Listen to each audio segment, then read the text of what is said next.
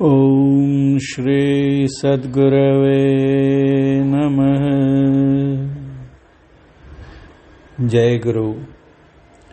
आज सब जगह विश्वकर्मा पूजा मनाई जा रही है। भगवान विश्वकर्मा देवताओं के अभियंता व इंजीनियर कहलाते हैं।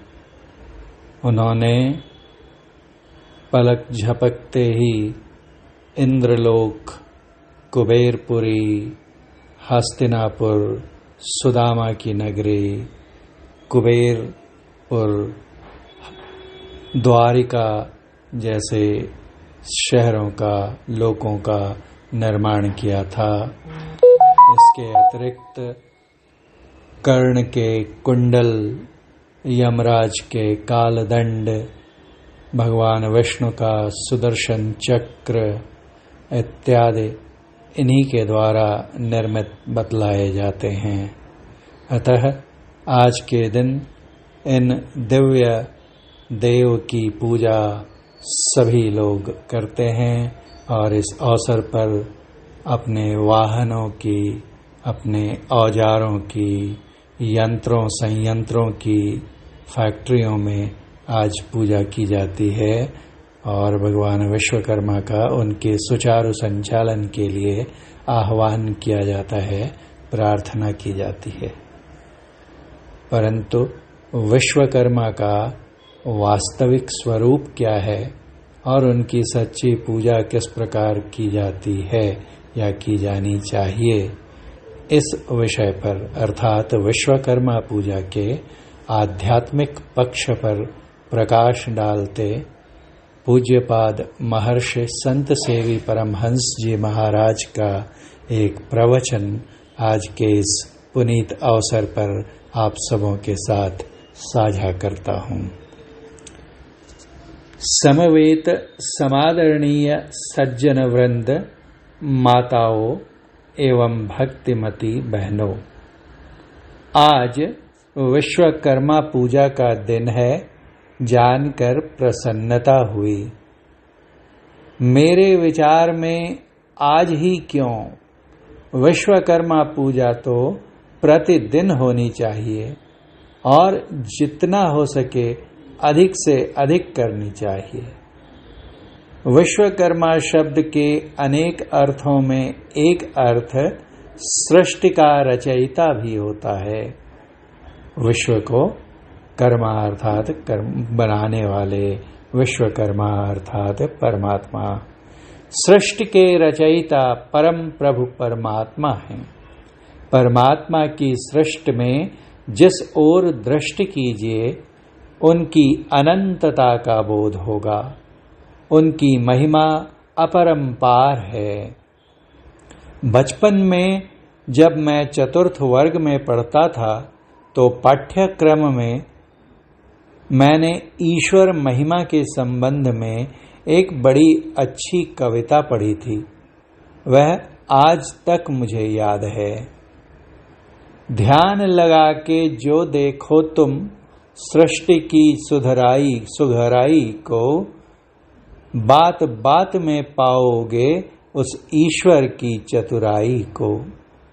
ये सब भांति भांति के पक्षी, ये सब रंग रंग के फूल, ये वन की लहलही लता, नवललित ललित शोभा के मूल। ये नदियां, ये झील सरोवर, कमलों पर भौरों की गूंज, बड़े सुरीले बोलों से अनमोल घने वृक्षों के कुंज। ये पर्वत की रम्य शिखा और शोभा सहित चढ़ाव उतार, निर्मल जल के सोते झरने, शोभा सहित महाविस्तार। 6 प्रकार की ऋतु का होना, नित नवीन शोभा के संग, पाकर काल वनस्पति फलना, रूप बदलना रंग बिरंग। चांद सूर्य की शोभा अद्भुत, बारी से आना दिन रात, त्यों अनंत तारा मंडल से सज जाना रजनी का गात। लर्जन गर्जन घनमंडल का, बिजली वर्षा का संचार, जिसमें देखो परमेश्वर की लीला अद्भुत अपरंपार। एक जमाना था जबकि परमात्मा या ईश्वर के नाम पर लोग हिंसात्मक यज्ञ किया करते थे। संत कबीर साहब ने कहा है, अजामेध गोमेध जग, नरमेधु असमेध। अजा मतलब बकरी, बकरी की हत्या, गोमेध गोहत्या, नरमेध मनुष्य की भी नर बलि देना, असमेध अश्वमेध। कहे कबीर अधर्म को, ये सब तो वास्तव में अधर्म है। किसी भी प्राणी की हत्या करना वो घोर पाप है, अधर्म कर्म है। कहते हैं कबीर साहब, कहे कबीर अधर्म को, धर्म बतावत वेद। इसलिए भगवान बुद्ध ने अपने वचन में परमात्मा या ईश्वर शब्द का प्रयोग नहीं किया। उन्होंने ईश्वर को गहकारक, गहकारक अपभ्रंश है गृह कारक का, गृह निर्माता का, उन्होंने ईश्वर को गहकारक यानी गृह का निर्माण करता कहकर संबोधित किया।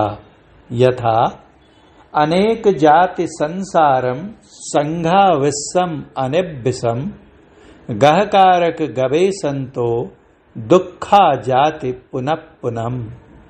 गहकारक दिठोस पुन गेहम न काहसे, सब बातें फासुका भग्गा, गह कूटम विसंखितम, विसंखारगतम चित्तम, तणहानम खय मज्जगा। अर्थात निरंतर अनेक जन्मों तक मैं शरीर रूपी गृह के निर्माण करने वाले की खोज में, गवेषण तो गवेषणा करना अर्थात खोजना, की खोज में भटकता रहा। बार बार का जन्म दुख का कारण हुआ। दुखा जाति पुनः पुनः पुनः पुनः। ऐ गृह के निर्माण करने वाले, मैंने तुम्हें देख लिया। गहकारक दिट्ठो से दृष्टो से देख लिया। अब तुम घर नहीं बना सकते। पुनः पुनः गृहम न काढ़से, अब घर नहीं बना, गृह नहीं बना सकते। सभी कड़ियां टूट भग्न हो चुकी, सब बातें फासुका भग्गा भगना।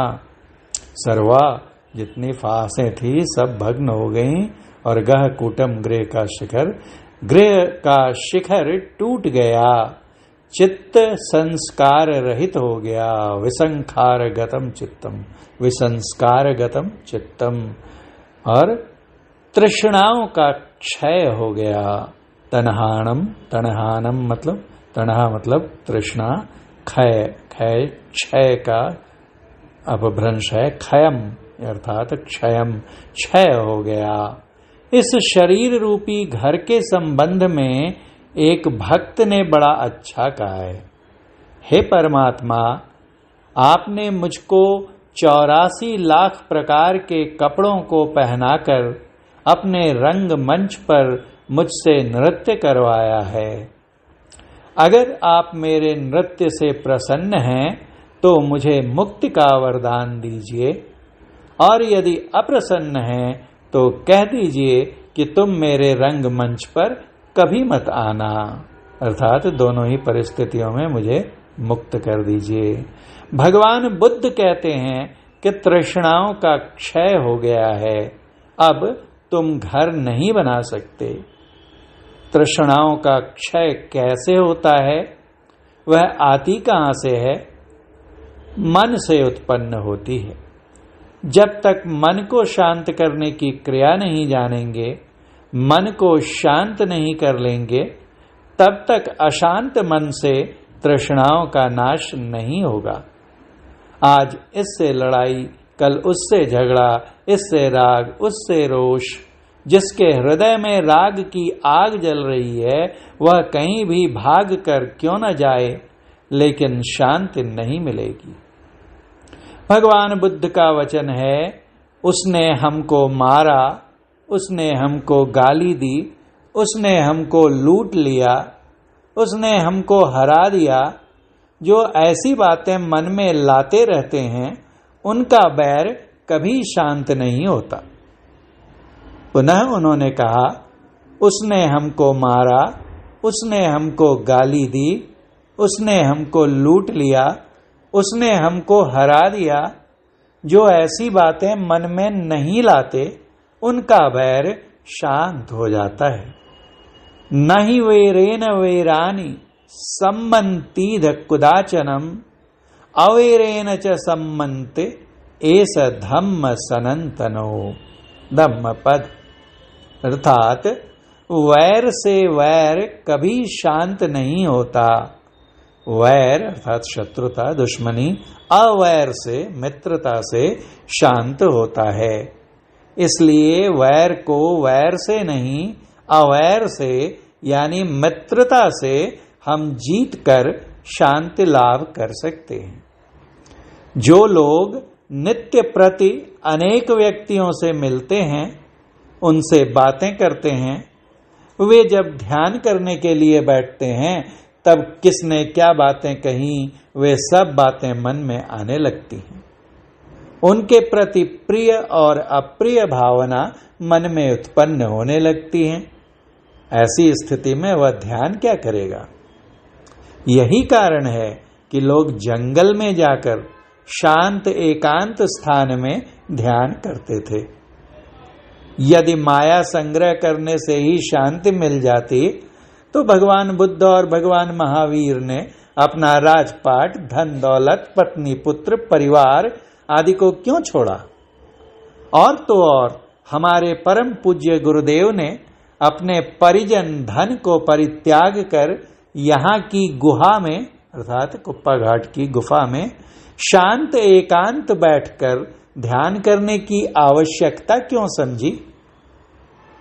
बात यह है कि शांत एकांत जगह में व जंगल में जाकर ध्यान करने से वहां किसी से बातचीत नहीं होती है, न किसी से प्रीति और न किसी से वैर होता है।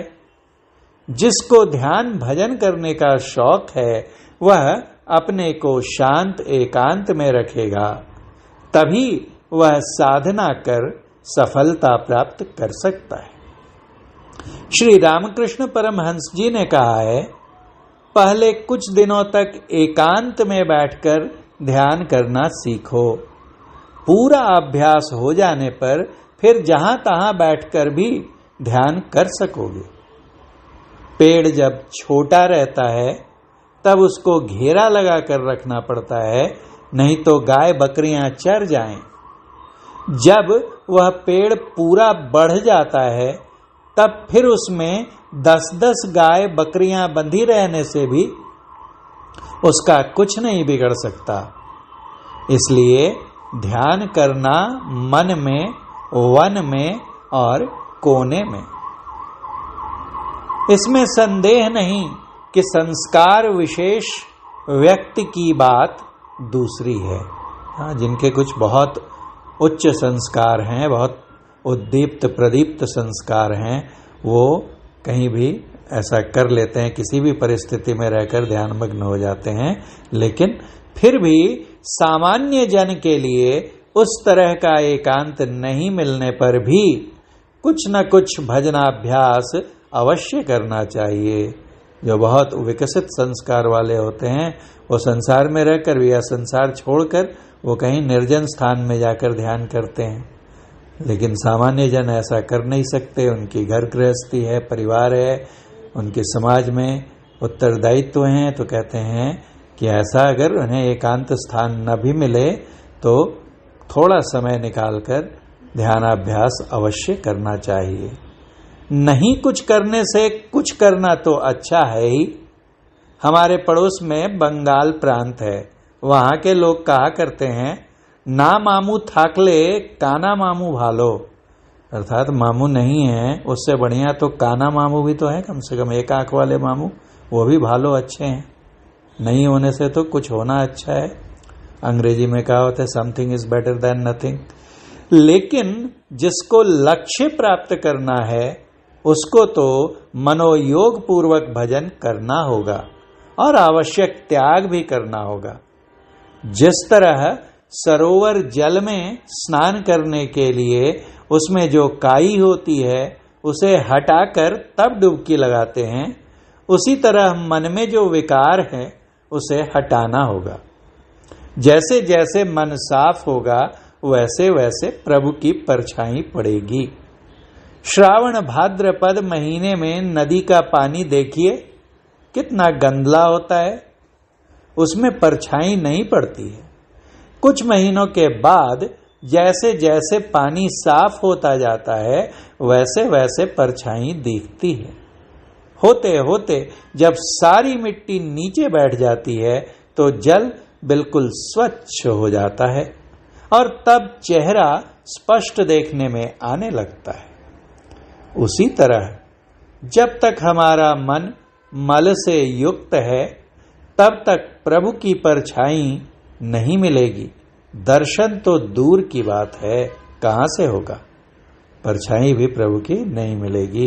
इसलिए हमें अपने मन से राग रोष द्वेषादि विकारों को दूर कर देना चाहिए।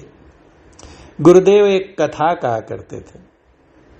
एक राजा था, उसका नाम था दीर्घति। दीर्घति के ऊपर किसी दूसरे राजा ने चढ़ाई कर दी। घनघोर युद्ध के पश्चात राजा दीर्घति की हार हो गई। वह अपनी पत्नी और लड़के के साथ छद्मवेश में वहां से भाग गया। उसके लड़के का नाम दीर्घायु था। तीनों वेश बदलकर जंगल में रहने लगे।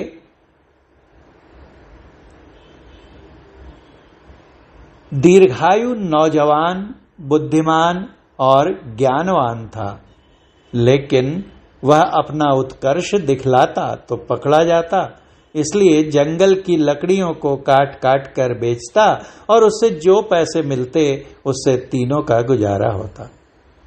राजा दीर्घति के शत्रु राजा ने गुप्तचरों द्वारा उसकी खोज की और राजा दीर्घति पत्नी के साथ पकड़ा गया। उस समय दीर्घायु लकड़ी बेचने गया था, इसलिए वह बच गया। सिपाहियों ने राजा दीर्घति और उनकी पत्नी को राज दरबार में उपस्थित किया। राजा ने सोचा कि यह मेरा दुश्मन है, कभी न कभी अपना बैर चुकाएगा, इसलिए इसकी जीवन लीला समाप्त कर देना ही अच्छा है। राजा दीर्घति और उसकी पत्नी को सजा सुना दी गई कि कल 10 बजे दिन में उनको फांसी दी जाएगी। निश्चित समय पर नगर के हजारों लोग उस दृश्य को देखने के लिए इकट्ठे हो गए। जब दीर्घायु को यह बात मालूम हुई तो उस भीड़ में वह भी जाकर कहीं खड़ा हो गया। फांसी पर लटकाए जाने के पहले राजा दीर्घति ने कहा, बेटा दीर्घायु, यदि तुम कहीं हो तो सुनो, जल्दी मत करना, देर तक मत रखना। वैर को वैर से नहीं प्रेम से जीत सकते हो। 3 बार ऐसा कहा। उसके बाद राजा दीर्घति को फांसी पर लटका दिया गया। फिर रानी को भी फांसी की सजा दे दी गई। बेचारा दीर्घायु करे तो क्या करे, उसका राजपाट धन दौलत तो चला ही गया था, माँ बाप का सहारा भी छिन गया। वह संगीत कला में कुशल था, वीणा लेकर घूम घूम कर गीत गाता, लोग उसे खिला पिला देते। इस प्रकार वह अपना जीवन निर्वाह करता। एक बार घूमते घूमते उसी राजा के घोड़े के दारोगा के यहाँ चला गया। दारोगा जी संगीत के प्रेमी थे। उसके गाने को सुनकर वे बहुत प्रसन्न हुए और बोले, तुम इधर उधर कहाँ भटकते हो, यहीं मेरे पास रहो, जब जब मैं गाना सुनाने कहूं तब तब मुझे सुनाया करना। दीर्घायु वहीं रहने लग गया, खाता पीता और गाना सुनाता। एक रात दारोगा जी के आदेश पर वह वीणा बजाकर गाना गा रहा था। उस रात राजा को नींद नहीं आ रही थी। वे अपने महल की छत पर टहल रहे थे। लय सुर तान के साथ सुरीली आवाज उनके कानों में पड़ी तो वे मुग्ध हो गए। सवेरा होते ही उन्होंने दारोगा जी को बुलवाया और पूछा, तुम्हारे यहां रात में कौन गाना गा रहा था? दारोगा जी ने उत्तर दिया, एक लड़का आया हुआ है, वही गाना गा रहा था। राजा ने कहा, उसे मेरे पास भेज दो। दारोगा जी ने लड़के को राजा के पास भेज दिया। अब वह राजा के पास रहने लगा।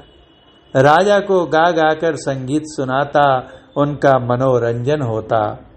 राजपुत्र तो वह था ही। राजा ने कहा, देखो जी, तुम सिर्फ गाना ही गाते हो, कुछ और काम करो। राजा ने उसे कुछ और काम करने को दिया। उसने उस काम को बड़ी कुशलता से संपन्न कर दिखाया।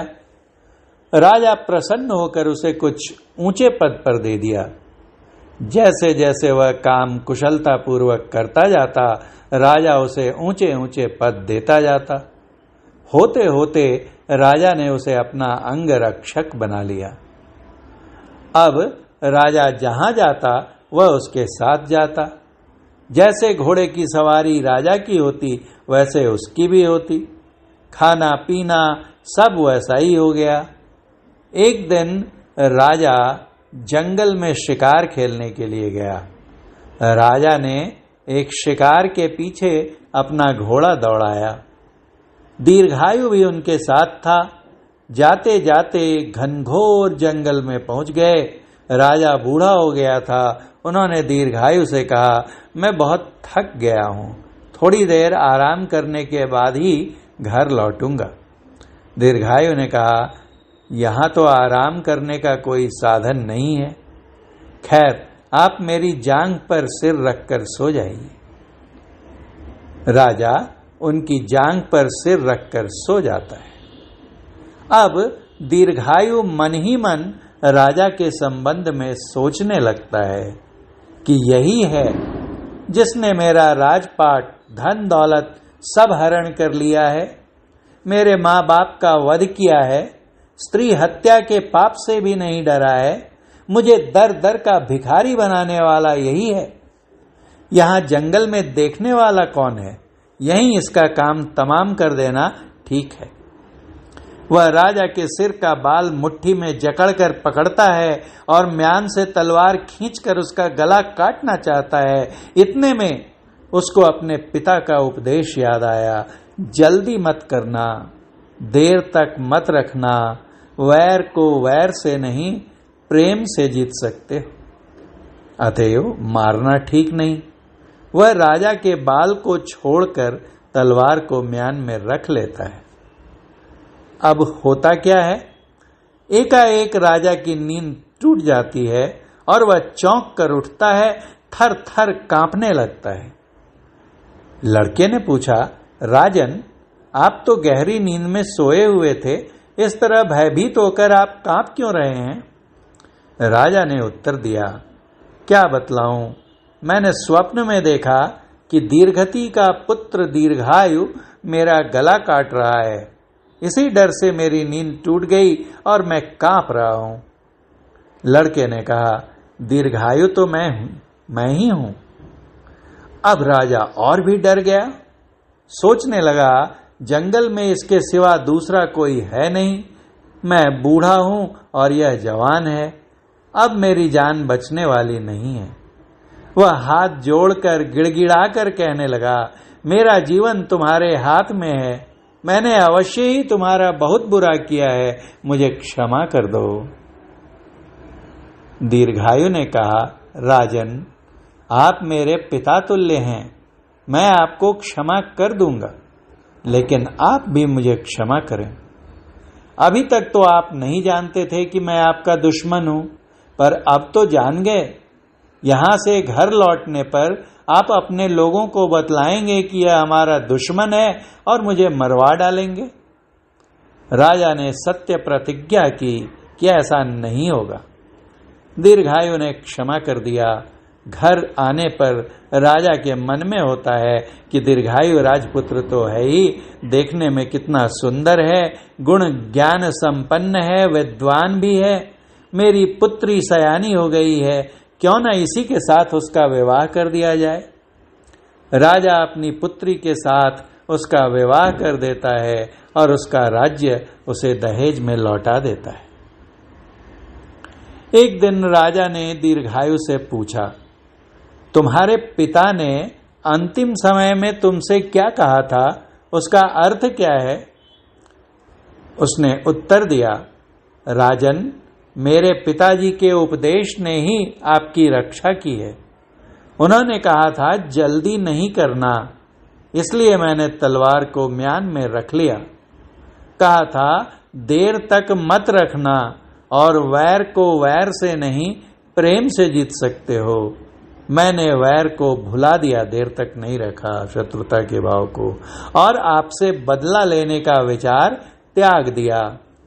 अगर पिताजी की आज्ञा का पालन नहीं किया होता तो आज दर दर का भिखारी बना रहता। उनकी आज्ञा शिरोधार्य कर लेने के कारण ही आपसे मित्रता हुई, आपकी पुत्री से विवाह हुआ और खोया राज्य भी मुझे मिल गया।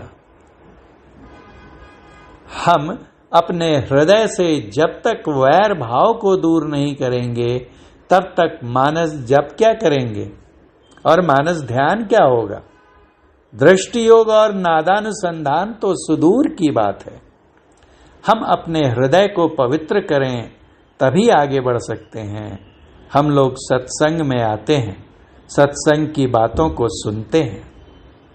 यदि संतों के ज्ञान को आचरण में नहीं लाकर एक कान से सुनकर दूसरे कान से निकाल देंगे तो कोई लाभ नहीं होगा। सत्संग में जो हम सुने उसको गुने, विचार करें और आचरण में उतारें, तभी हमारा सत्संग सार्थक होगा और तभी हम एक न एक दिन उस विश्वकर्मा के दर्शन कर सकेंगे। जब असत का संग छूटेगा तब सत का संग होगा।